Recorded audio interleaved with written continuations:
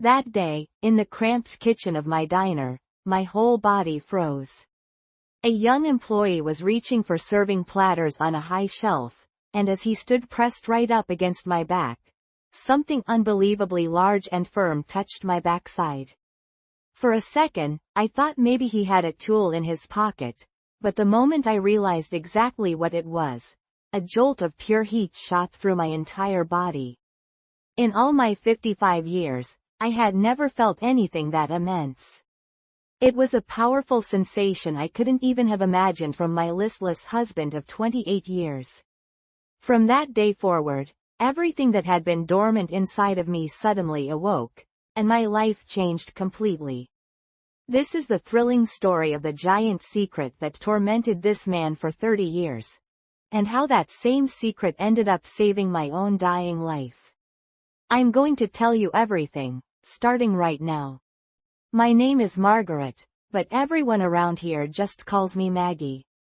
Life has a funny way of sneaking up on you, doesn't it? One minute you're planning your future, and the next, you're 55, standing in a diner kitchen that smells of stale coffee and fried onions, wondering where all the years went. They say a single moment can change everything. For me, that moment wasn't some grand explosion or a winning lottery ticket. No, it was a quiet, shocking discovery in the cramped space behind the counter. A feeling so unexpected it made the air crackle. It was the day I hired Leo. The day I learned that a man could hold a secret so large it could redefine a woman's entire world. Before I tell you how a 30-year-old kid with the saddest eyes I'd ever seen managed to unravel the quiet, gray tapestry of my life, I'd ask you to do an old gal a favor. If you find yourself leaning in, wanting to know what happens next, go ahead and click that subscribe button and ring the little notification bell right below this video. It's completely free, and it helps more people find these stories. Now, let's get back to it. I've owned Maggie's Diner for 10 years. It's a little spot off the main drag in Rockville, a town that's seen better days but still has a stubborn pulse. We're talking classic vinyl booths, a checkered floor that's lost some of its shine, and a jukebox that's been stuck on 60s rock and roll since I bought the place. I'm married to Frank, 28 years. He's 57 now. Frank used to be a long-haul trucker, a man with a booming laugh and stories from every state line. But a few years back, he sank our savings into a can't-miss trucking logistics business that, well, missed spectacularly. Ever since then, his road has ended on our living room couch. He calls it retirement. I call it a permanent state of watching daytime television. My days are a carbon copy of each other. The alarm blares at 4:30 a.m. I'm at the wholesale market by 5 o'clock, haggling over prices for produce and meat.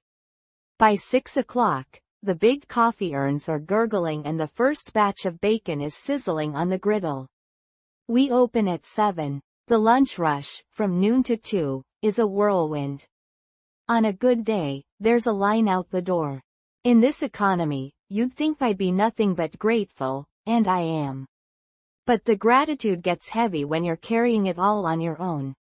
For the longest time, I was the one taking orders, flipping burgers, pouring coffee, running the register, and scrubbing the grease trap at the end of the night. It's a bone-deep tired. I'd stumble home around 10 p.m., my feet swollen and my back screaming, only to find Frank exactly where I left him, bathed in the blue glow of the TV. He wouldn't even turn his head when I walked in. The dinner plate I'd left for him would be sitting on the coffee table, licked clean, right next to a pile of dirty dishes in the sink that were apparently invisible to him. By the time I finished cleaning up his mess, it would be past 11. I'd shower, the hot water a temporary relief, and crawl into bed. Frank would already be on his side, turned away from me, a rumbling snore his only form of communication. We hadn't been intimate in years. It wasn't even a point of anger anymore, it was just a fact, like the sun rising in the east. We were just two people sharing a mortgage. And in those quiet, dark moments, a question would always surface. When was the last time I felt like a woman? A few months ago, the exhaustion finally won. I was dropping plates, mixing up orders. I was running on fumes. I finally admitted I couldn't do it all alone. I needed help, someone strong enough to haul 50-pound sacks of potatoes and work the late shift. I typed up a simple sign and taped it to the front window. Help wanted. All-rounder for diner. 10 a.m. to 10 p.m., Tuesday to Sunday. $15 per hour. A couple of days later, the phone rang. The voice on the other end was clear and steady. Hello, I'm calling about the job posting I saw in your window. Is the position still available for an interview? We scheduled it for the next day. When the bell above the door chimed, I looked up from wiping down the counter and was genuinely taken aback. He had to be at least 6'2", with broad shoulders that filled the doorway. His face was handsome, but it was his body that was truly striking. He was wearing a simple t-shirt, and you could see the defined muscles in his arms and chest. This was a man who took care of himself. But for all that physical presence, his expression was gentle, almost shy. Hello, I'm Leo Carter. I'm here for the interview. I took the application he handed me. It said he was 30 years old and had worked in logistics at a local manufacturing plant. It says here you worked at the old automotive parts factory. Why'd you leave? The plant downsized, ma'am. I got laid off a few months ago. Been looking for something steady since, but it's been tough. I need to work, so I figured I'd apply here. Ever worked in a diner before? No, ma'am. First time. But I'm a fast learner, I promise. He looked me straight in the eye when he said it. There was an earnestness there you don't see too often. It's hard work, Leo. Long hours on your feet, dealing with difficult customers sometimes. You sure you're up for it? Yes, ma'am, I am. I'll work hard. I hired him on the spot. He was to start the next day. Back then, I just saw him as an extra pair of hands, a solution to my aching back. I had no idea I had just invited a hurricane into the quiet, orderly little world I had built for myself. True to his word, Leo was a natural. I only had to show him something once. How to take an order, the sequence for serving tables, how to load the industrial dishwasher. Even when the lunch rush hit, he didn't flinch. Maggie, order up for table 7. 2 cheeseburgers, 1 well done, 1 medium rare, side of onion rings. His voice was strong and clear, cutting through the din of the diner. The customers loved him. Mrs. Gable, a widow who's been eating breakfast at the same corner booth every morning for 20 years, flagged me down one day. Maggie, that new boy you hired is a real gem. Such a nice personality. She was right. Leo always had a genuine smile for everyone. He treated the elderly customers with a gentle patience that warmed my heart. As the days turned into weeks, we started talking more. The lull between the lunch and dinner rushes, around 3 p.m., became our time. We'd sit in a booth together, eating our own late lunch, and just chat. You must work out a lot, Leo. You stay in great shape. Yeah, I've been hitting the gym for about 10 years now. Started it for my health, but now it's just a habit. I'll be honest. That's when I started to notice him. Not as my employee, but as a man. The way the veins on his forearms stood out when he was scrubbing a stubborn pot. The effortless way he'd hoist a heavy box of frozen fries onto his shoulder. The ripple of muscle in his back when he'd lean over to wipe down a table.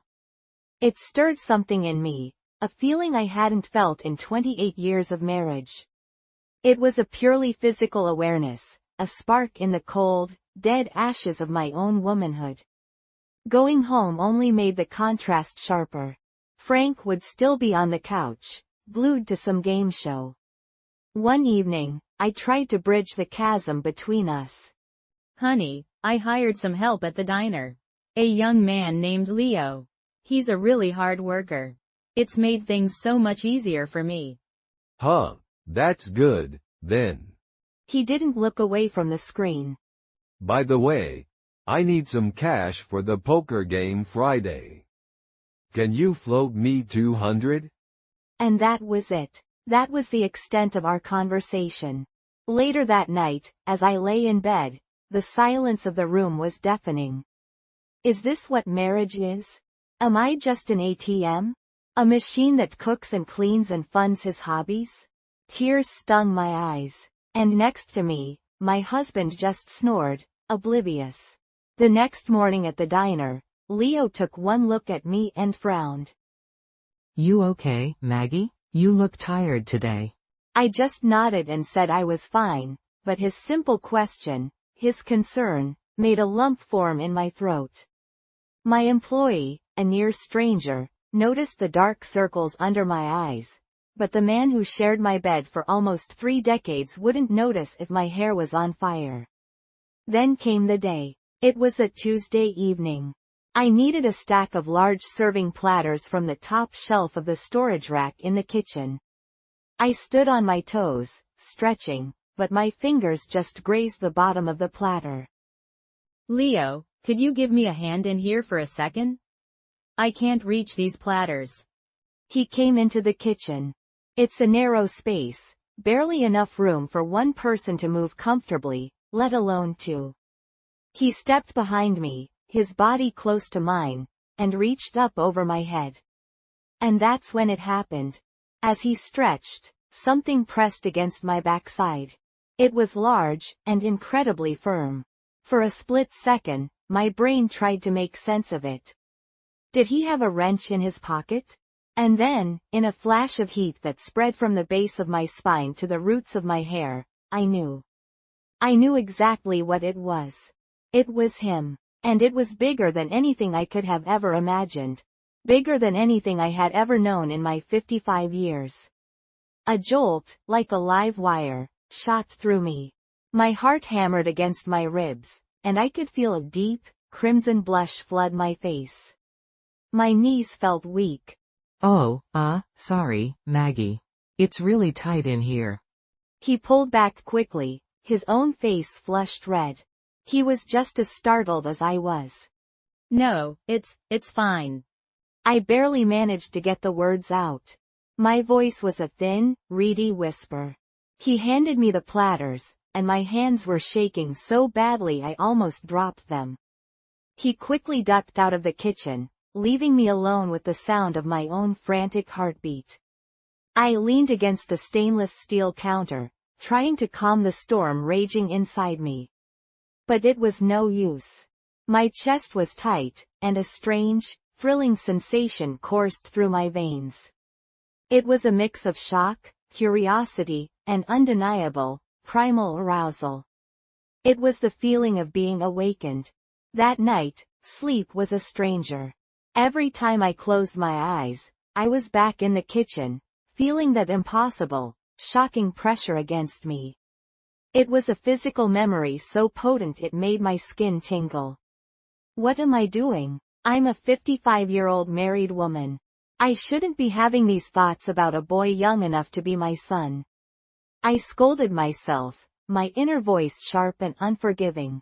But the logic couldn't extinguish the ember that had been lit in the desolate cold of my life. I rolled over and looked at Frank's hulking silhouette in the dark.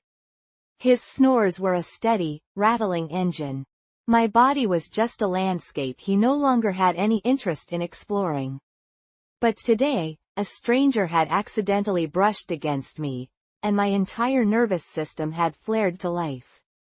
A tear of shame, or maybe frustration, slid down my temple and into my hair. Was it wrong to want to feel alive? The next morning at the diner, the air between Leo and me was thick enough to slice with a butter knife. We moved around each other with a new, awkward choreography, our eyes refusing to meet. If I was at the coffee machine, he'd suddenly be busy restocking napkins on the other side of the room. When his hand brushed mine as we both reached for the same order ticket, we both flinched back as if we'd been burned. I knew if I didn't break it, this discomfort would curdle and spoil the easy working relationship we'd built.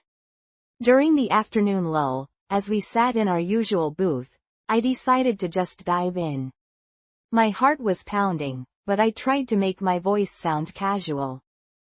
So, Leo, do you have a girlfriend? He looked up from his burger, surprised by the question. He shook his head slowly. No, I don't. Why not? A handsome, good-natured guy like you, and you're in great shape. My voice trailed off at the end.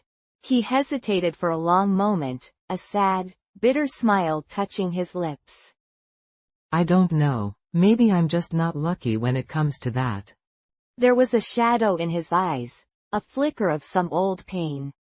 I knew he was hiding something, but I didn't push. Instead, I found myself opening up a little piece of my own life.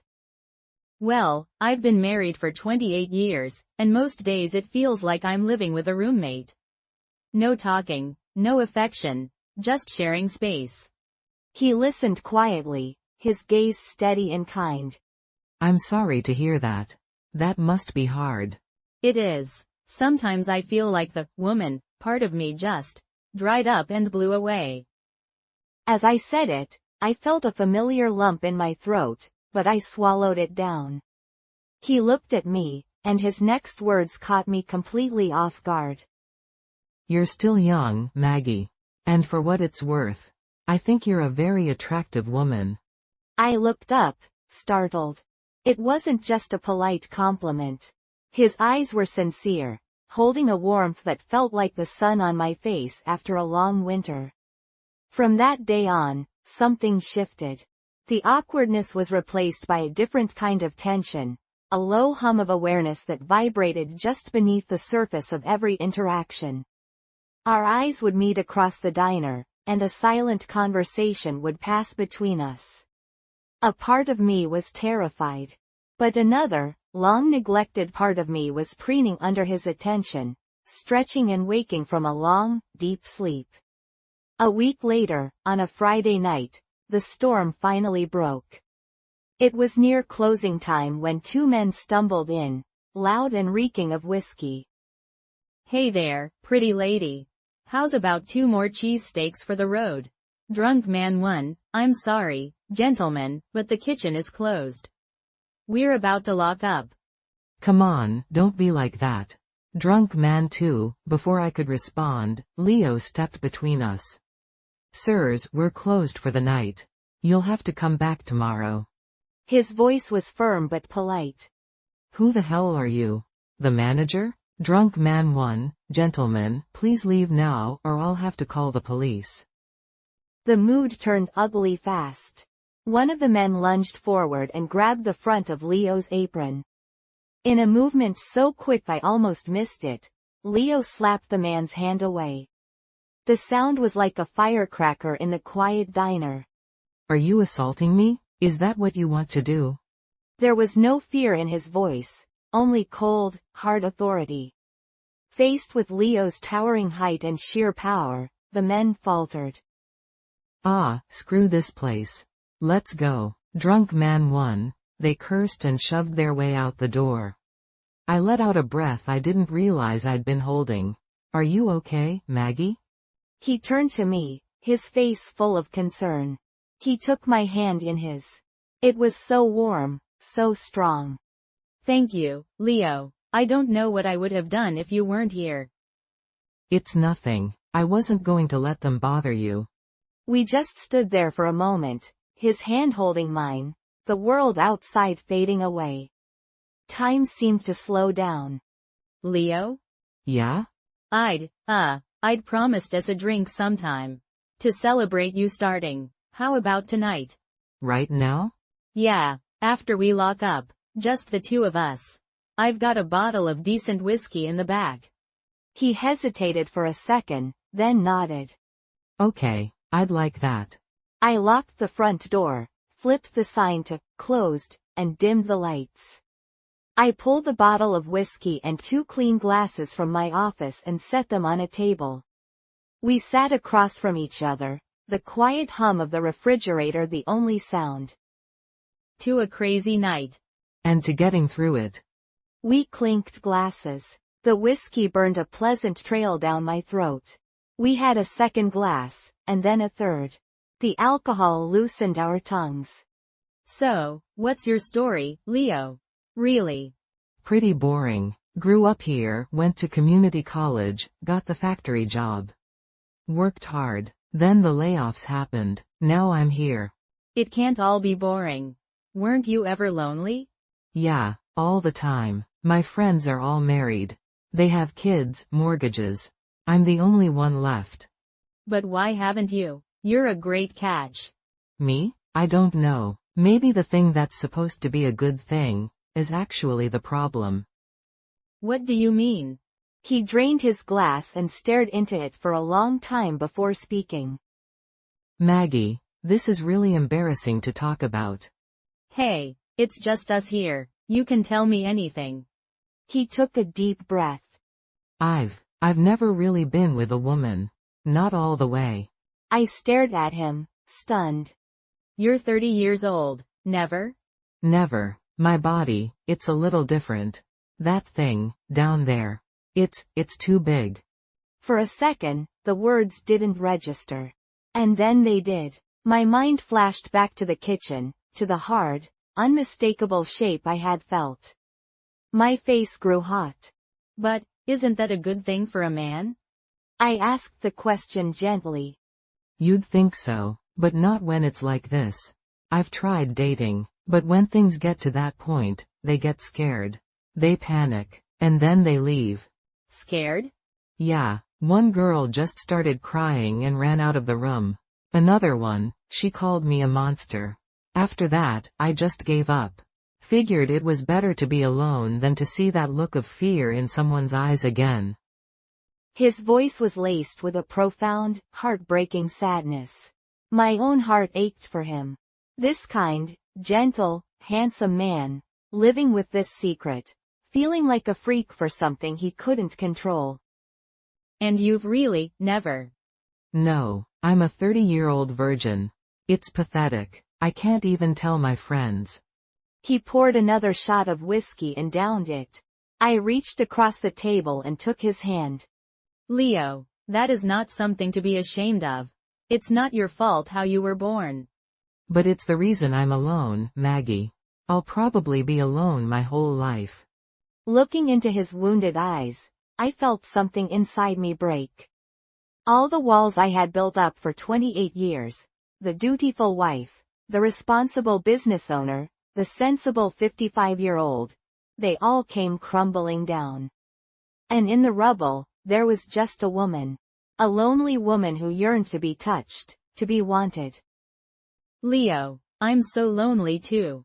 Our faces were closer now. His hand came up and gently cupped my cheek. I leaned into his touch. His other arm wrapped around my waist, pulling me in. I could feel the solid strength of his chest against mine. A feeling of safety and comfort I hadn't experienced since I was a young girl in my father's arms. Maggie, we shouldn't. His voice was a strained whisper.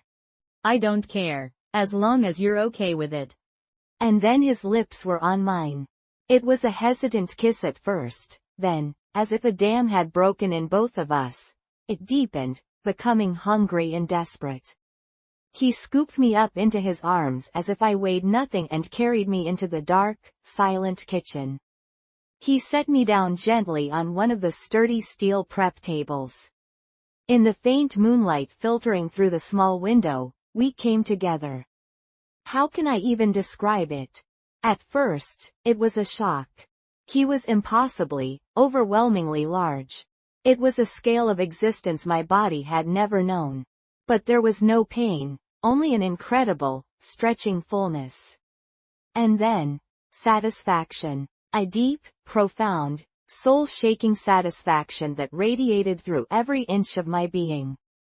For the first time, I understood what it meant to feel completely, utterly filled. To feel like a woman. This was real. This was connection. This was what I had been starved of for decades. Afterward, we lay tangled together on the cold steel table, our breathing ragged. He reached for my hand and held it tightly. Maggie, I'm sorry, I got carried away. Don't be sorry, Leo. Thank you. Thank you? For what? For making me feel like a woman again. For making me feel alive. He pulled me into a warm, strong embrace. Thank you, Maggie, for being the first beautiful woman to ever accept me.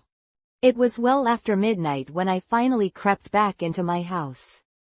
Frank was asleep on the couch. As I showered, I looked at myself in the steamed-up mirror. My reflection seemed different. There was a light in my eyes that hadn't been there before, a glow to my skin. I crawled into my empty bed and stared at the ceiling. This isn't a sin, I told myself. This is emergency first aid for the soul. I have a right to feel alive. From that night on, everything was different.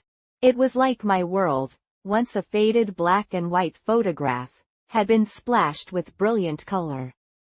Waking up in the morning was no longer a chore. A flutter of anticipation would start in my stomach the moment my eyes opened. I started taking a little more time in front of the mirror, adding a touch of lipstick. I wanted to look nice for Leo. When I'd arrive at the diner, he'd already be there, the coffee brewed. Morning, Maggie. He'd say it just like he always did, but his eyes would hold a private little spark just for me. My face would flush, and I'd feel like a teenager with a crush. Morning, Leo. We were careful. During business hours, we were the model of professionalism. But in the stolen moments, a whole new world opened up. In the cramped walk-in cooler, his hand would find mine for just a second. In the kitchen, he'd brush past me, his body intentionally lingering for a heartbeat longer than necessary. We became masters of a silent language spoken through fleeting glances and almost imperceptible smiles. And after we locked the doors for the night, the diner would transform into our private sanctuary. He was always so careful, so attentive. I was deliriously happy. This newfound joy radiated from me.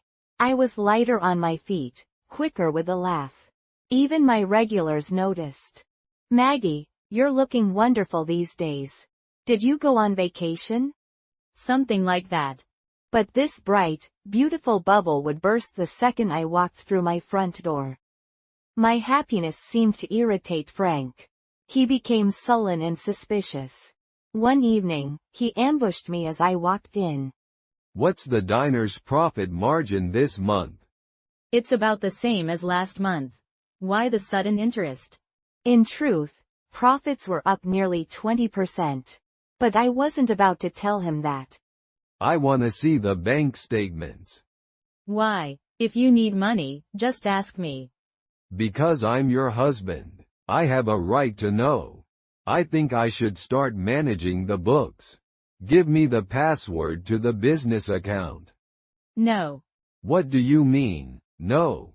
We're married. What's yours is mine. I think we should put my name on the diner's deed, too. Make it a real partnership. I was stunned. He wanted the diner. The business I had poured my blood, sweat, and tears into for a decade while he sat on the couch. What did you just say? You heard me. I have a right. I'm your partner in life. My partner? You haven't been my partner in anything for years. I built that place from nothing, Frank. You have no right. What's gotten into you? You're defying me? I'm not defying you, I'm stating a fact. It's my diner. You've changed lately, you know that? What is it? You screwing someone? The accusation hung in the air, cold and sharp. My heart leapt into my throat. What are you talking about? I work 16 hours a day. When would I possibly have time to cheat? The argument escalated into a full-blown shouting match. Finally, I turned and stormed into the bedroom, slamming the door. I lay on the bed, my body trembling with rage and fear. This wasn't a marriage. It was a prison. I texted Leo. Having a terrible night with Frank. He demanded I give him the diner's bank account and put his name on the deed. That's awful. He has no right. Stay strong, Maggie. I'm here for you. His words were a lifeline. A few nights later, things came to a head. Frank came home late, drunk and belligerent. Give me the damn bank login, Margaret. I told you, no. He grabbed my arm, his fingers digging into my flesh like talons. Don't you say no to me. Let go, Frank, you're hurting me. He shook me, his face twisted in an ugly snarl. I cried out in pain, and a loud banging on our shared apartment wall made him finally release me. Our neighbor. I ran to the bathroom, my whole body shaking. A dark, ugly bruise was already forming on my upper arm. The next morning, I tried to cover it, but Leo saw it instantly. His face darkened. What is that? He gently took my arm. I looked down, ashamed. Frank did this. I saw Leo's hands clench into fists at his sides. Maggie, this is assault. You have to report this. You have to leave him. I can't. It'll just make things worse. Worse than this? He's hurting you. I'll be careful, I promise. He was quiet, his jaw tight with a barely controlled anger. Please be safe, Maggie. If you're ever in danger, you call me. I don't care what time it is. I'll be there. That night, I came home to a strange scene. Frank was in the living room with two other men, drinking his beer. My blood ran cold when I recognized them. It was the two drunks from the diner. Frank, who are these people? They're my friends. Say hello. A feeling of intense dread washed over me. I muttered a hello and went straight to the bedroom. I pressed my ear against the thin wall, trying to make out what they were saying. So the plan's a go, right? Drunk man 1. Yeah. We just need to get the proof. Don't you worry. We'll get you exactly what you need. Drunk man 2, what plan? What proof? My heart started to pound. They were talking about me and Leo. They had to be. Frank suspected, and he'd hired these thugs to trap us. The next day, I told Leo everything. Those men were at my house last night.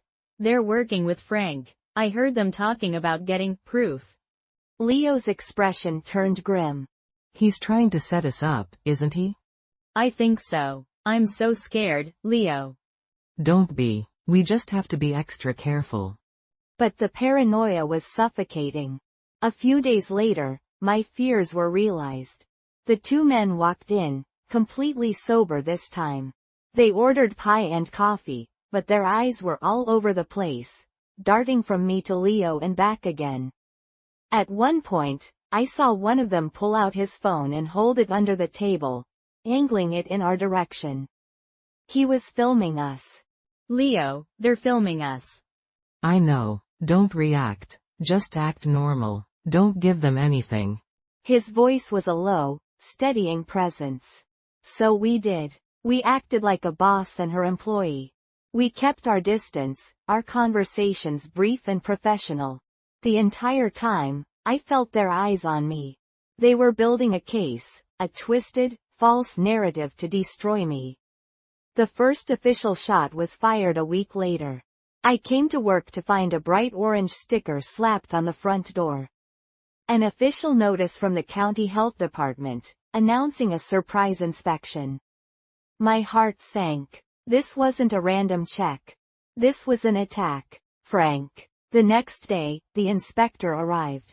She went through my kitchen with a fine-toothed comb. After 2 agonizing hours, she clicked her pen. Everything's in order, ma'am. Your kitchen is exceptionally clean. I'm not sure why the anonymous complaint was filed, but you've passed with flying colors. The relief was short-lived. That afternoon, my landlord, Mr. Henderson, walked in, looking deeply uncomfortable. Maggie, can we talk in your office for a moment? We sat in my tiny office. He cleared his throat. Listen, Maggie, I've received a couple of anonymous complaints about the diner this week. Let me guess, about the health conditions? That, and other things. Disturbances. Allegations of inappropriate behavior on the premises after hours. My blood ran cold. The complaint mentioned a relationship between you and your young employee. I felt the floor drop out from under me. That's a lie. Who would say such a thing? The person who called claimed to have photographic evidence. Proof. Maggie, you've been a model tenant, but I have to take this seriously. There's a morality clause in your lease. If these allegations are true, I may have to consider terminating your lease. Terminate my lease. The words echoed in the small room. He was going to take my diner. My livelihood. Everything. My vision blurred with tears. I was losing. Frank was winning. When Mr. Henderson left, I just sat there, frozen, until Leo knocked softly and came in. Maggie, are you okay? He knows, Leo, the landlord. Someone told him about us. They said they have pictures. He's threatening to evict me. It's over. Frank won. No, it's not over. Listen to me, Maggie. I had a feeling something like this might happen. So I did something. What did you do? I put a recorder in the diner. A recorder? Yeah, a tiny, voice-activated one. I taped it to the underside of the table in our usual booth. I had a bad feeling that those guys would be back, and I wanted a record of it. It's been recording every conversation at that table for the last week. A tiny sliver of hope pierced through my despair. He retrieved the small black device. He plugged it into the computer in my office, and we started listening. We skipped through hours of mundane diner chatter. My hope began to fade. And then, we found it. The voices of those two men, low and conspiratorial. The husband's plan is solid. We just gotta deliver. Thug 1. Yeah. He wants us to get a picture of the old lady and the kid looking cozy. Even if they ain't doing nothing, we can make it look bad. Thug 2. And he wants us to call in the complaints, too? The health department and the landlord? Thug 1. To mention, after hours immorality, to the landlord. Really spook the old guy. If he can get her evicted, she's got nothing. The husband gets the business in the divorce settlement. Clean and easy. Thug 2. And we get our payday. $5,000 for a few photos and phone calls? Easiest money I ever made. Let's make sure this looks good so the husband pays up. Thug 1. I gasped, grabbing Leo's arm. That's it. That's the proof. It was all there. A conspiracy. Frank hiring them, the plan to fabricate evidence, the false complaints, the intent to ruin me financially. It wasn't just a suspicion, it was a confession. We've got him, Maggie. We've got him. His face was a mixture of relief and righteous anger. For the first time in weeks, I felt the ground firm up beneath my feet. I wasn't a victim anymore.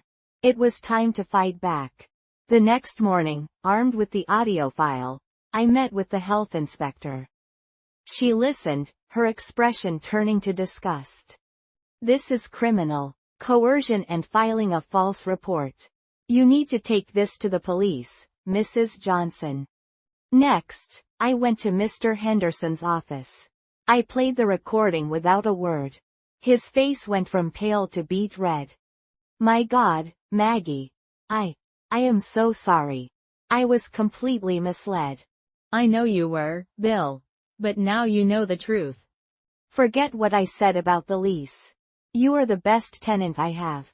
If you need anything, a statement for the police, anything at all, you just let me know. I walked out of his office feeling 10 feet tall. That evening, I sat in my car in the diner's parking lot and dialed Frank's number. It's about time you came home. Did you bring the bank statements? I'm not coming home, Frank. Not tonight, not ever. What the hell are you talking about? I know what you did. I know about your friends. I know about the plan. I have a recording, Frank. A recording of your hired help detailing your entire scheme. How you paid them to harass me, to file false complaints, to try and get me evicted so you could take my diner in the divorce. There was dead silence on the other end of the line. Save it. I'm filing a police report tomorrow for conspiracy and harassment. And my lawyer will be filing for divorce on the grounds of abuse and criminal action against me. You can't do that.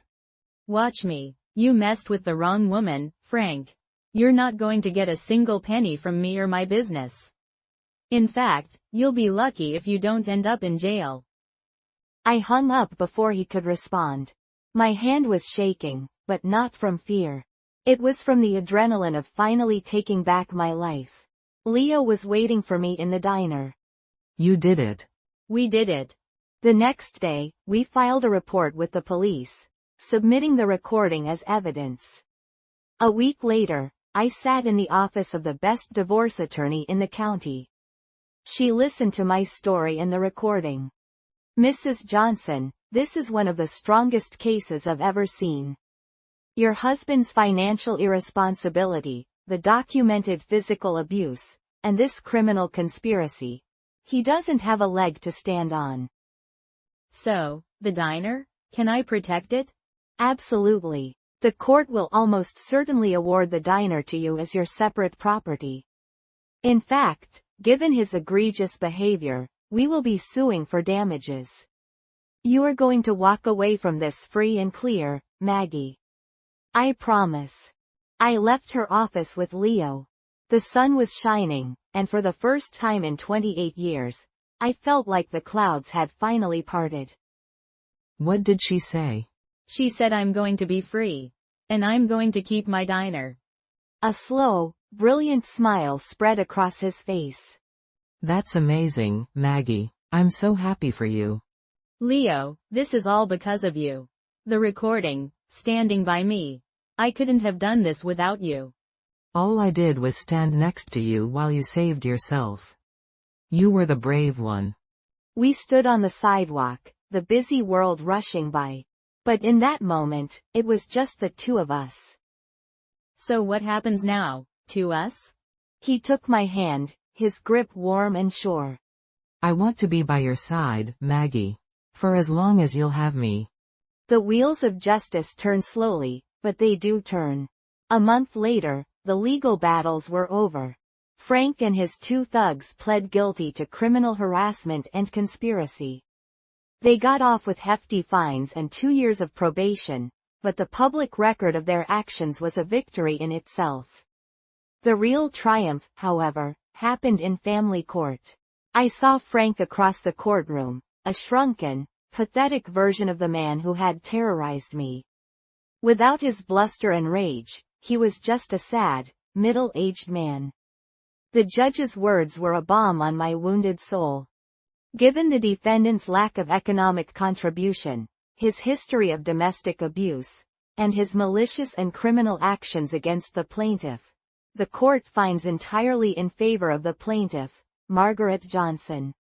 The family home is to be sold, with the full proceeds awarded to Mrs. Johnson. The business known as Maggie's Diner is affirmed as the sole and separate property of Mrs. Johnson. Furthermore, the defendant, Frank Miller, is ordered to pay the plaintiff $20,000 in damages for emotional distress and is subject to a permanent restraining order. The sound of the gavel was the sweetest music I had ever heard. It was the sound of my chains breaking. It was the sound of freedom. As I walked out of the courthouse, Frank hurried to catch up with me. Maggie, wait. It's Mrs. Johnson to you. We're not married anymore, and you're violating a restraining order by even speaking to me. I'm sorry. I really am. Sorry? Are you sorry for the years of neglect? For the abuse? Or just sorry you got caught? I was struggling. Your struggles were your own to deal with.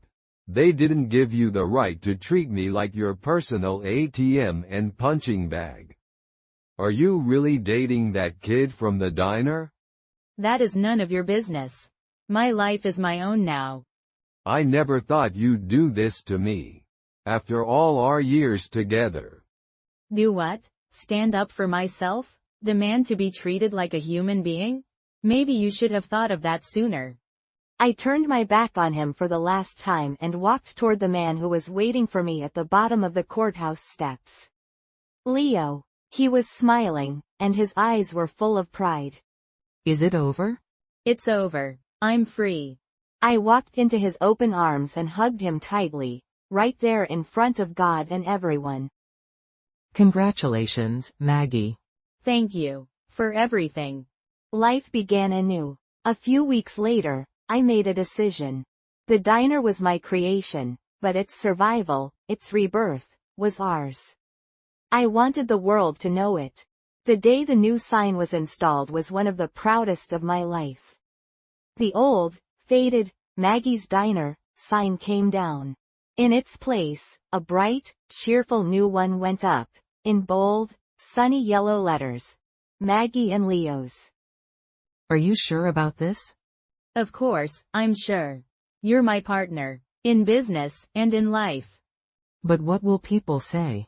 I've spent 55 years worrying about what other people will say. I'm done with that. As long as we're proud, that's all that matters. The regulars were curious, of course.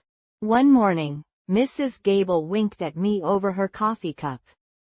So, is it official then, you two? I felt a blush creep up my neck, but I didn't hide it. I looked over at Leo and smiled. Yes, it is. Good for you. Happiness is too precious to waste. And she was right. The diner thrived under our joint care. Leo was full of brilliant ideas. Maggie, we need to get on DoorDash. And we need an Instagram page. The kids these days, they look at pictures online before they decide where to eat. An Insta what? I don't know the first thing about that stuff, honey. Don't worry, I'll handle it. And he did. Soon, our Instagram page was filled with beautiful photos of our daily specials. The delivery orders started pouring in. We were busier than ever. My personal life was blossoming, too. I sold the old house and bought a small, bright 2-bedroom apartment with a sunny balcony. Leo moved in with me. After so many years of silence, the apartment was filled with laughter and conversation. He was always so gentle, so considerate. Even in our most intimate moments, there was a reverence to his touch, a constant, quiet concern for my pleasure and comfort. The initial shock of his size had long since faded, replaced by a deep, familiar satisfaction. He had healed the parts of me I thought were dead and buried. And I, in turn, had shown him that he was not a monster, but a man worthy of love and acceptance. One beautiful autumn Sunday, we closed the diner early. We drove to a park by the river. The leaves were turning brilliant shades of red and gold. We walked along the path, hand in hand, and found a quiet bench overlooking the water. I rested my head on his shoulder. I can't remember the last time I just sat in a park. We should do this more often. I closed my eyes, thinking about the incredible journey of the past year.